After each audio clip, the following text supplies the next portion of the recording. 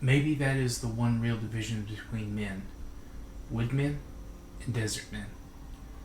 Kurban Saeed. Welcome to Warfare, Advancement, and Revisionism. My name is Preston Floyd, and as always, I'm your host. I'd like to thank everyone who listened to the surprise bonus episode last week. For those that don't know, that was a review of the movie 10,000 BC. I decided to make that kind of last minute. I was going to make it into I was always going to turn it into an episode. I hadn't planned on doing it quite that soon. I wanted to kind of cover a little bit more, but I had some free time in the run-up to the 4th of July weekend here in the U.S., and I decided, what the hell, go ahead and get started and give another week full of content instead of just having a dead weekend. So, but I do appreciate everyone listening to that. This week, though, we're going to start our overview of human history at 10,000 BC in Asia. This is, of course, following the route our ancestors took once they left Africa. Of course, we've already kind of gone over the broad strokes in that initial leaving of Africa period. But this is going to be kind of an overview of where things stand in Asia as of 10,000 BC. And I've decided to kind of do this in a couple of ways, because here there's divergence, and what places to cover when make a little bit more sense than others. But that being said, I've decided to do Arabia first, which will be in this episode. Then we're going to move up into Mesopotamia, and then from there I've decided we'll then shift to the further east and go into India, and then we will go into China, or what is today China, and then north through there to Siberia, the steppe, and then we'll go back into Europe. Then we will travel to the Americas, and then finally we will end up with the Austronesians. That's my plan right now. Now that is subject to change depending on research sources. There may be some episodes where I don't really need to go over too much in depth for some of these locations, but I do want to cover them with as much depth as possible. Also, I do want to briefly go over some stuff from the last episode. I didn't really go over the potential language spoken by the Khadan culture. It is possible that this is kind of the homeland or Haimad of Proto-Afro-Asiatic, or that it is the homeland of the pre or Proto-Afro-Asiatic speakers.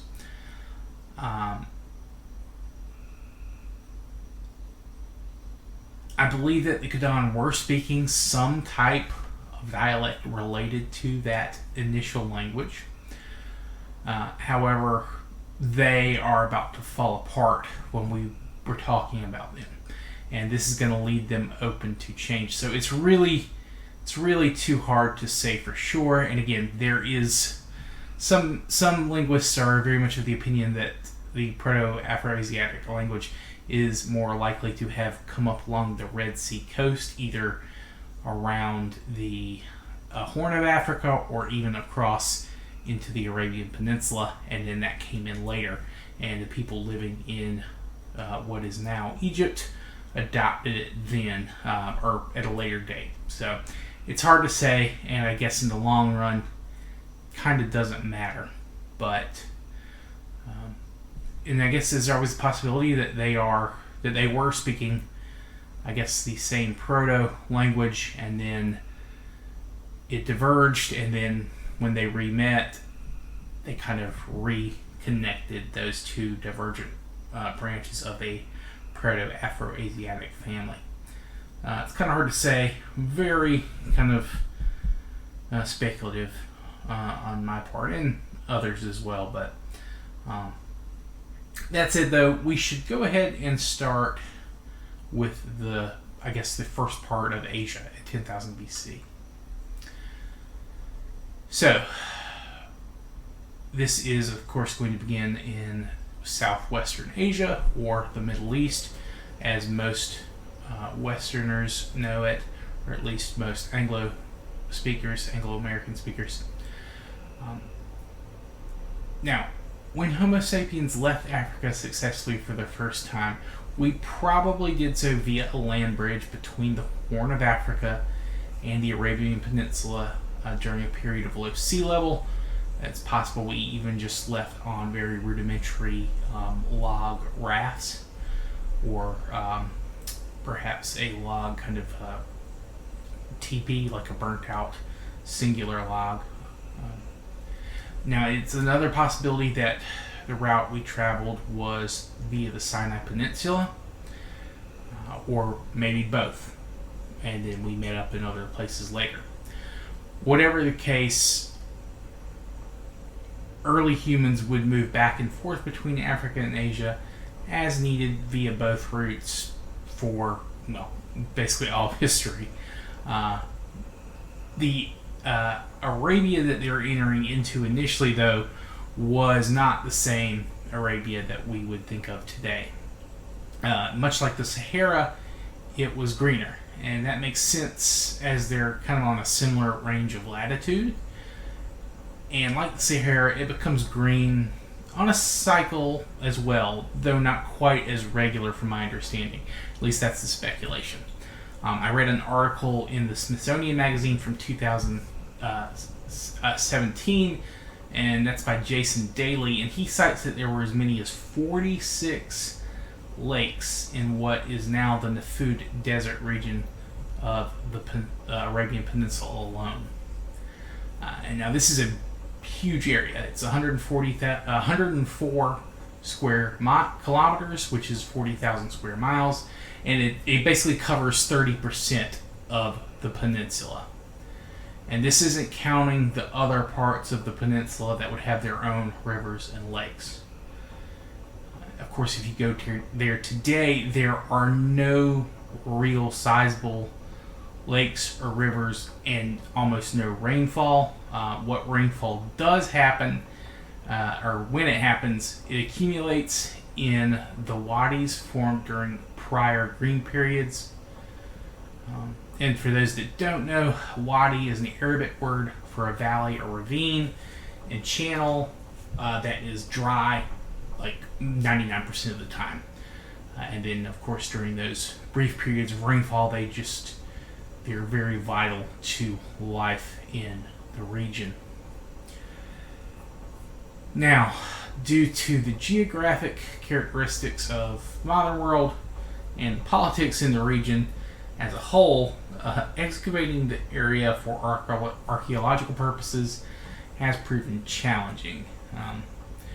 And from my understanding, as far as I can see, we've never found human remains in the area from that time frame. We have found tools and a lot of things like that are very similar to what is found in East Africa around the same time frame. And that's kind of caused the belief that this was the main jumping off point for our expansion out of Africa. So essentially, our ancestors crossed into Arabia and worked through the mountains in the west, or around them to the south along the coast, and then north to the Nafud Lake region, and then northeast to the Euphrates and Tigris rivers, and from there followed the rivers or went further east.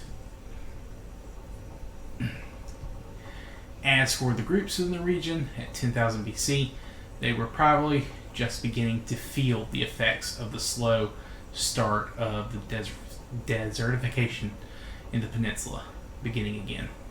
Nothing massive, at least at this point, but the process is beginning. Not that this is affecting a large number of people. It's hard to guess And I haven't brought it up for a little while, but the total estimated human population at this point, at around 10,000 BCE, is around 1 million worldwide. And if we go off of anthropological studies of modern hunter-gatherers, there would not be a single group larger than 150 people at maximum. And most would probably be between 20 and 50 large at any given time. This means that there were always, or there was anywhere between 50,000 to about 6,700 groups. 6,700. Yeah. This number is, of course, fluctuating in winter or maybe hard times in a specific region. Related groups would come together fairly regularly to pool resources and skills to survive. This is a good time to reaffirm or affirm familial ties, and find partners for your children, that are slightly less related to, I guess.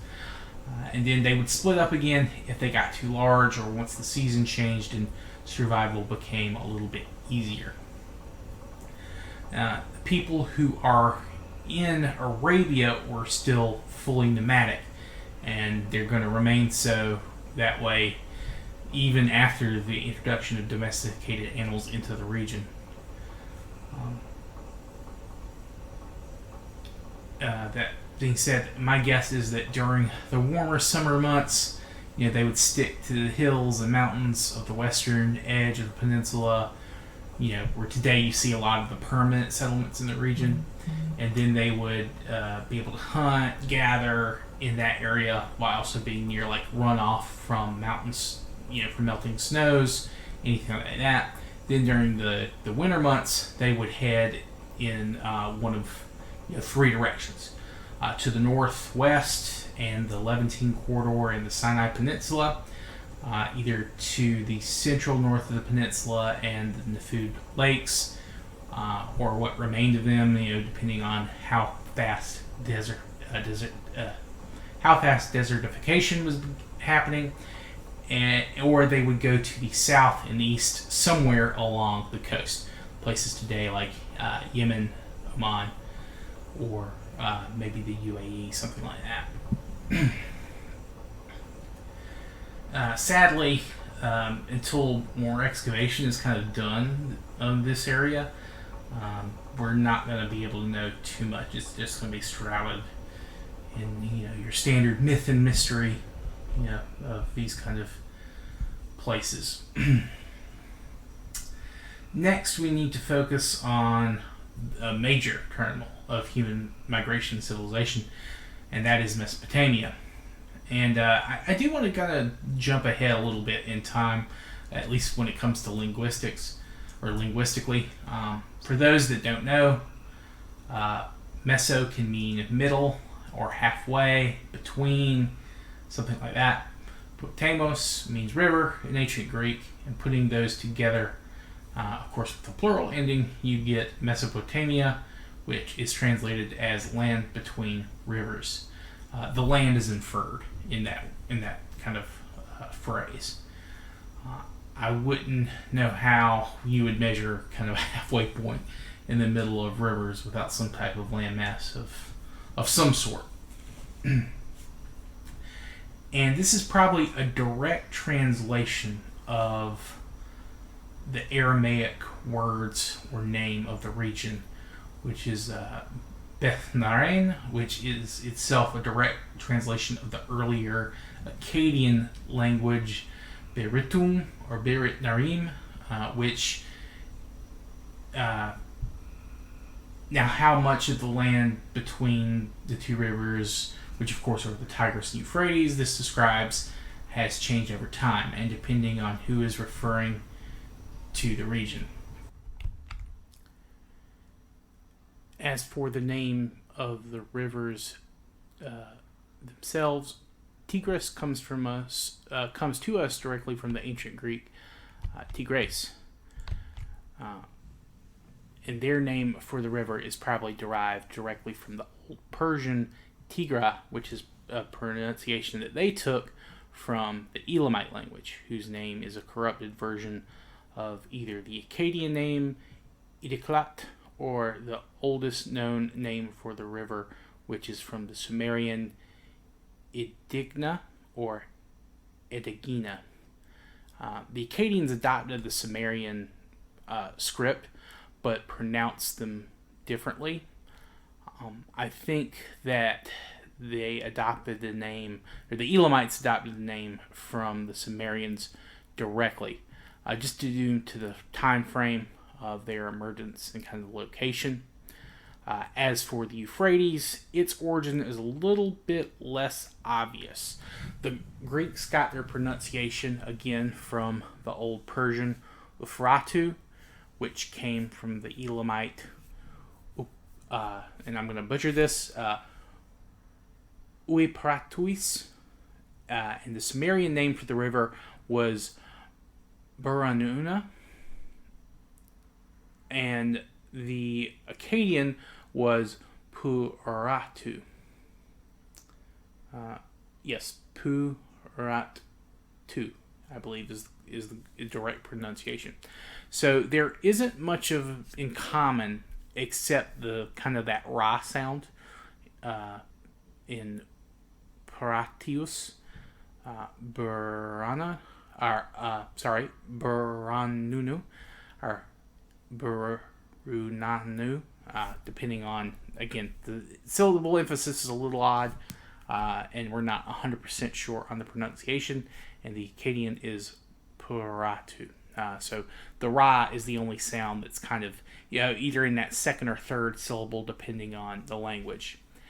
And not to even get further ahead of all of this, but there is a thought that the name for the Euphrates actually came from a smaller regional language that's kind of been lost to time due to them not having had it written down or being referred to directly by any sources in the region before they die out.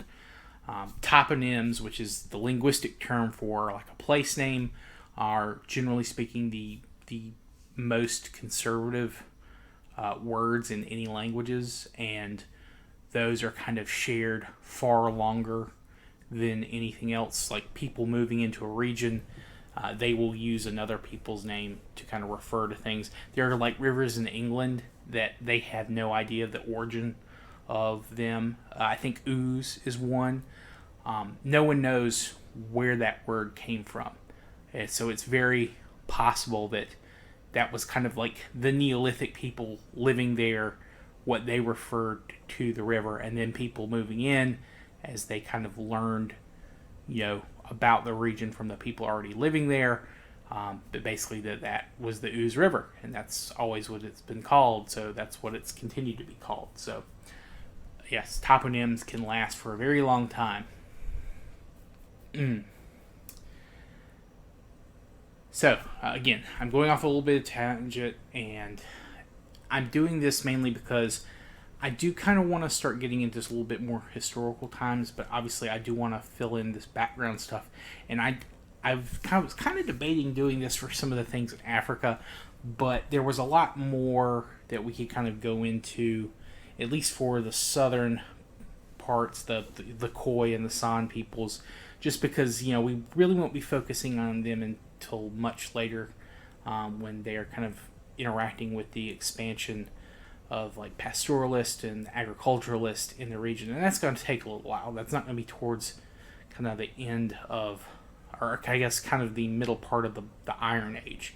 So I did want to kind of focus a little bit on kind of the proto aspects of those regions, because they're so they're not as well understood. But I probably will kind of break down the names of those regions once we get to kind of like a more substantiated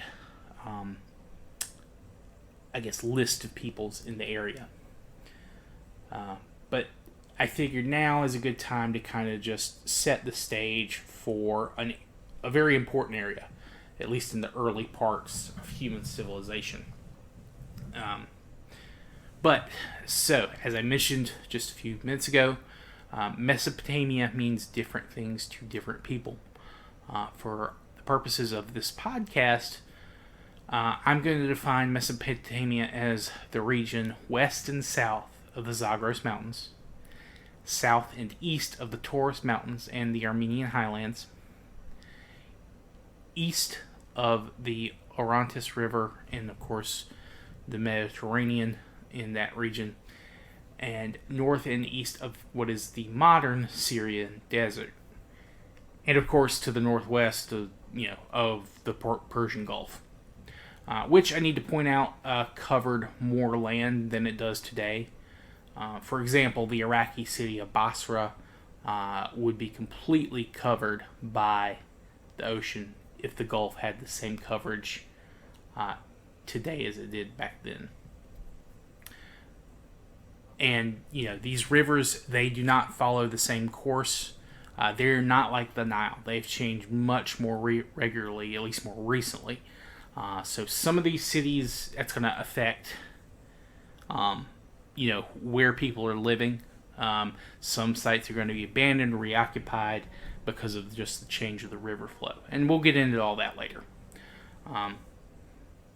I know this sounds obvious, but I do want to get into some terminology I need to make, and this is going to, sound very obvious, so it might be a little stupid to say, but Upper Mesopotamia is in the north, and Lower Mesopotamia is in the south.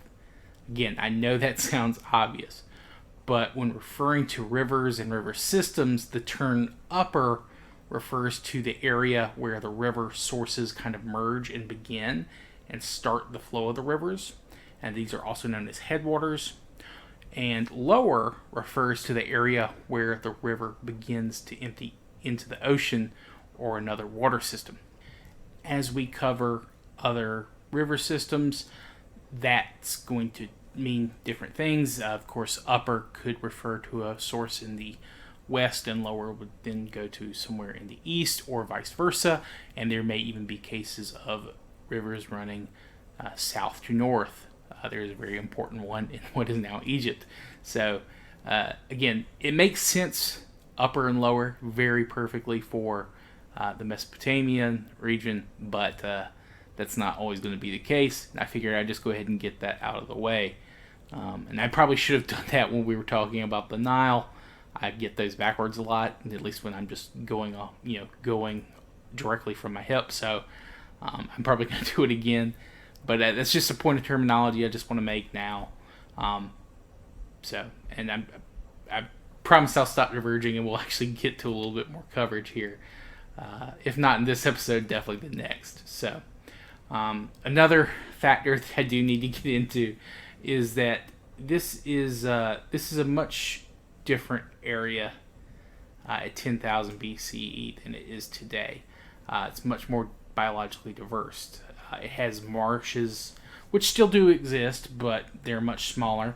It has, much larger forests and green and verdant and expansive grasslands. And part of that's going to change just due to natural climate shifts and also, of course, human interference. Although I would argue that in some cases we've actually preserved certain aspects of them a little bit longer than they would last normally.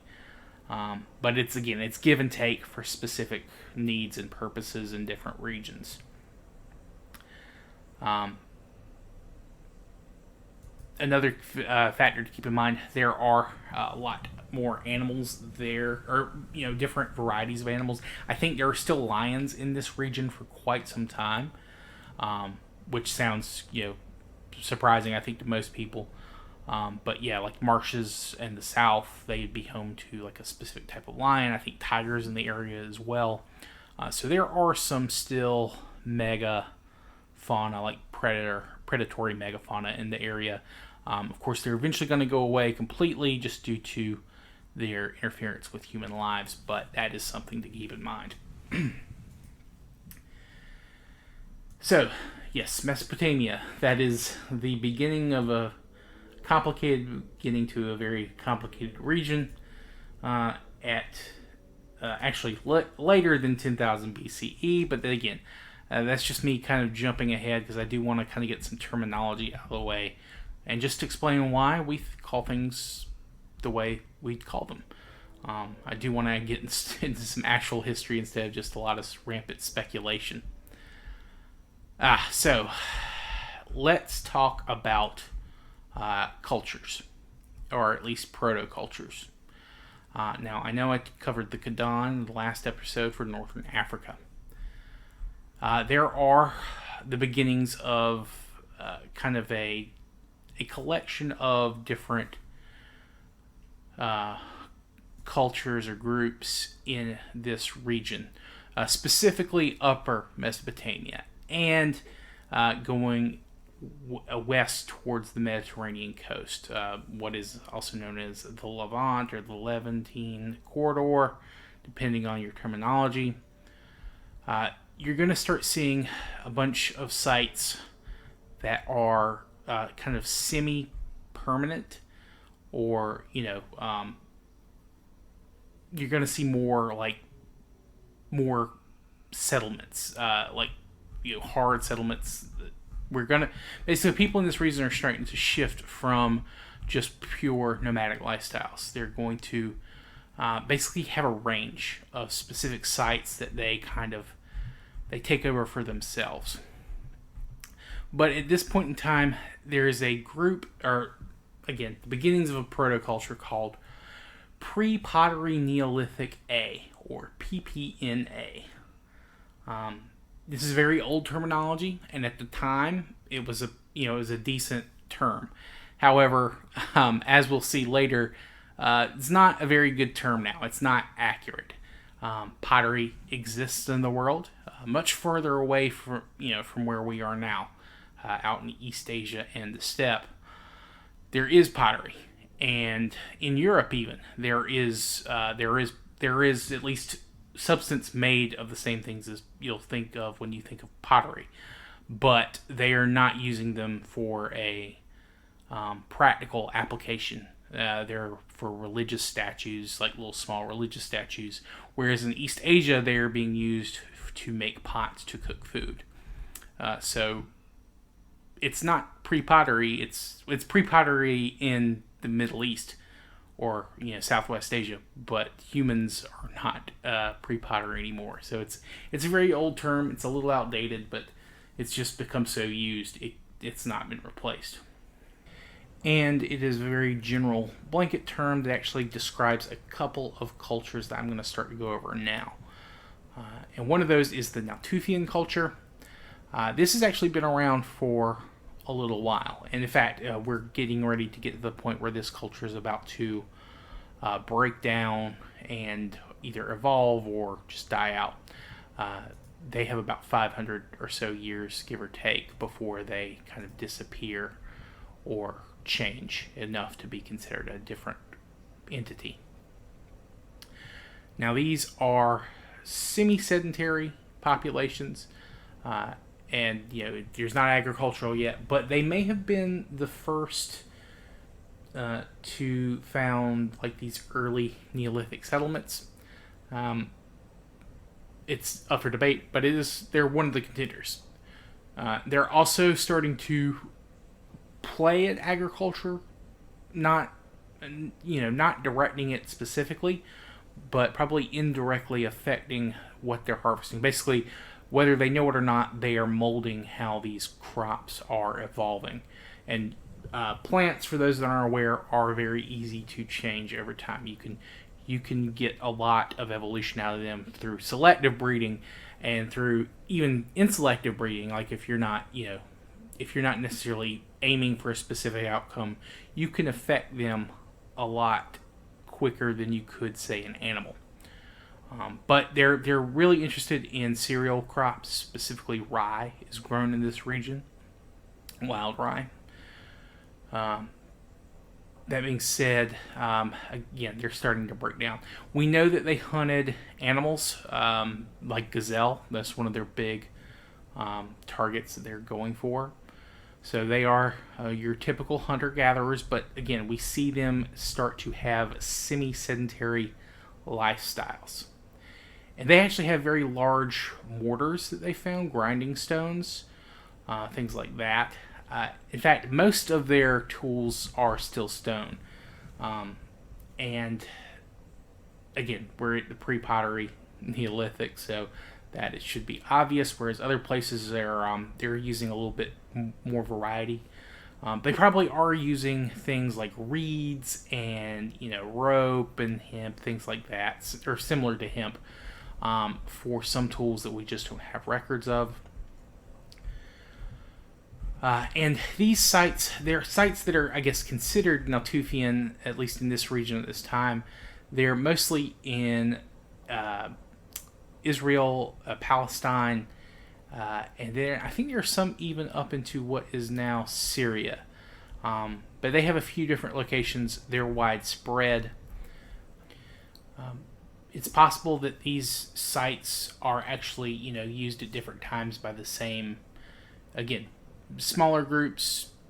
They're traveling a lot, so these actually could have been occupied by the same people, different times of the year or different years. And at the time, this area is kind of covered in like a woodland belt. There's oaks, so that would have been useful, especially since they are building their dwellings with, of course, some wood. They would need wood for tools, things like that. They're circular houses. They don't have mud brick, but they did use dry stones as kind of foundations, and they found like post holes for I guess the base for like their tents or their encampments. So so there are quite a few of these places, and again, the estimates have been between 100 to 150 people, but there are some that are smaller, and they gave, I guess, the size of these places, they're estimated between small, medium, and large, depending on I guess what area is covered by these post holes. So you're talking anywhere between 15 square meters to like 1,000 square meters. So not anything too large. And they don't have any evidence, at least as far as we've found, of like a storage area or facility. So everyone is still kind of keeping their things on them. Now, they have found a very interesting burial of one woman with her grave goods. She had, I think, red deer necklace made of their teeth. She had some stones. They had like little pendants and necklaces and earrings, just with a different bit of bone. So bone's very important to their culture. They do use paintings. Tortoise shell is another thing. And they have, I think, parts of a golden eagle, leopard pelvis was found in one of their burials. So they have a lot of different skull and bone type artifacts that they are buried with. So very, very reliant on kind of an animal culture, in addition to whatever kind of crops they're growing. So again, the Tufian, they're about to break down. They are kind of their predecessors are, their successors are in the running for the first Neolithic builders. And another group that is around at this time, or at least if they're not around now, they will be soon, is the Kiamian culture. They kind of cover a very similar area, and this might be slightly too early for them. They might not show up till another couple hundred years later. They might kind of be considered, I guess, a successor, because they are in the same general area, but they might be considered a successor culture to the Natufians. And they get their name from a site called El Qaim, and that's kind of right around the banks of the Dead Sea. And they're kind of named that for like their arrowhead points.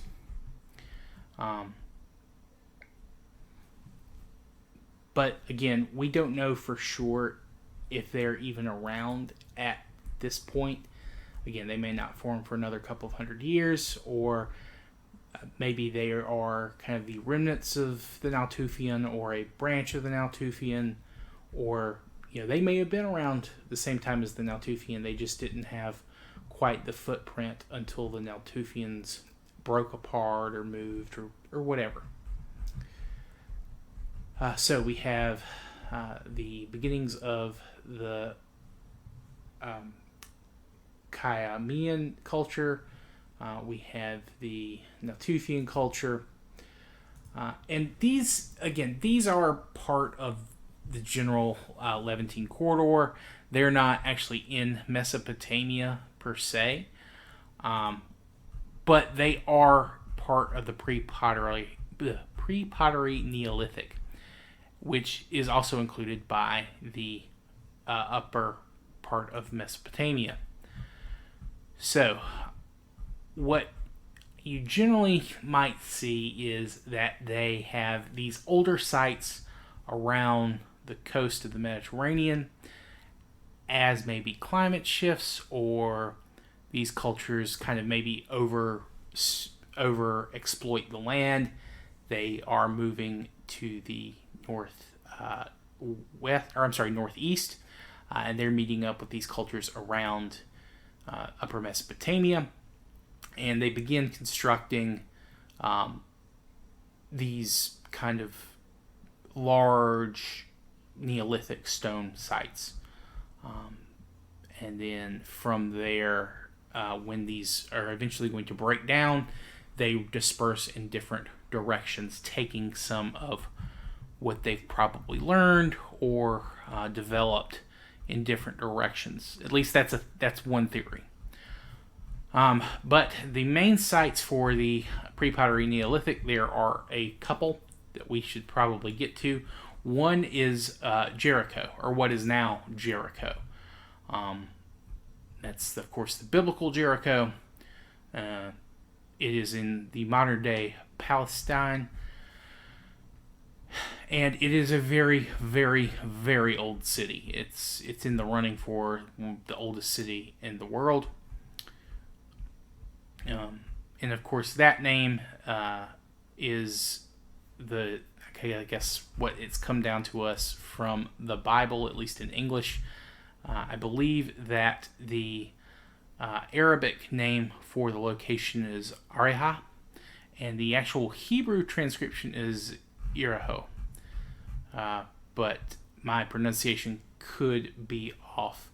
I think in the old or ancient Hebrew, the older version, it would be Yeriho, and that could actually come from a very old, an older word from Canaanite, which would be re or ro, which means fragrant. But there are other theories for that. It could be a word for a moon, like Yare, or the name of which is a derivative of a god from Canaanite mythology. But again, these are just kind of guesses. At 10,000 BCE, that is not what this location is called. At least not that we're aware of. Again, toponyms, they can hang around for a while. So it is possible that it could be directly related to the Canaanite, but it is also possible that the Canaanites didn't come there till well after the site had been abandoned. And you'll see this a lot in Neolithic sites, especially in this region. There may be a couple of 100 years of occupation, and then maybe another couple of 100 years of it being barren or empty. And then the climate shifts back, it recovers from overexploitation, people move back in, and they might not even know that they're living on top of an old location. In fact, there's a term for this, a tell, which is it means mound in both Arabic and Hebrew. Essentially what would happen is a lot of these sites would be abandoned either due to natural disaster or, as part of the nomadic moving process. They would tear down their structures, and anything that they didn't need to take with them. They would just kind of destroy or bury or whatever. And over time, this would create different layers, and it would build up over time, making a mound, hence the word tell. But Jericho sees a lot of construction around the site, and it, again, predates the invention of agriculture, or at least the quote-unquote invention of agriculture. Again, it's probably being experimented with either directly or indirectly. And with Jericho, where it's located, I think during the Younger Dryas, they've kind of determined that it was basically, impossible to live in any one location in this region. However, there is kind of a spring, or there was a spring in the area, so it would be a very popular kind of camping ground for different groups in the region. Probably, again, the Natuthians. And, you'll see a lot of different microlithic tools in the area. But in the next 400 years or so from 10,000 BCE, the droughts and the cold from the Younger Dryas is going to end, basically. And it's going to make it possible for people in the region to stay. And this eventually leads to kind of year-round habitation and settlements. And this is actually probably a good place to stop for now. This is almost 40, well, it's over 40 minutes now. And it's getting a little late here, and I'm starting to ramble and lose the thread, I think. But, so, I just want to kind of go over the highlights again of the pre-pottery Neolithic. This is probably covering a few different groups. And they are noted for having small circular dwellings. They are burying their dead actually under the floors of their buildings. And when they're leaving, they're actually covering their dead even more further. And of course, when they shift to a permanent settlement, they are, they're staying over their ancestors, their dead. But burying people where you live, that kind of creates a very deep connection spiritually and emotionally to where you're living. This is probably also going to be a factor in becoming sedentary. And again, we're starting to see the cultivation of wild cereals. And at Jericho, which again, we're getting to the process of it becoming a permanent settlement, you see the evolution from these circular buildings being built just of, less less permanent materials. You're actually going to start seeing clay and straw bricks, and they're going to be created by drying in the sun, left to bake essentially, and then they're going to be plastering these together with a mud mortar, and that is going to be the beginning of kind of Neolithic sites, and that's going to happen within, I think, a couple of hundred years from 10,000 BC.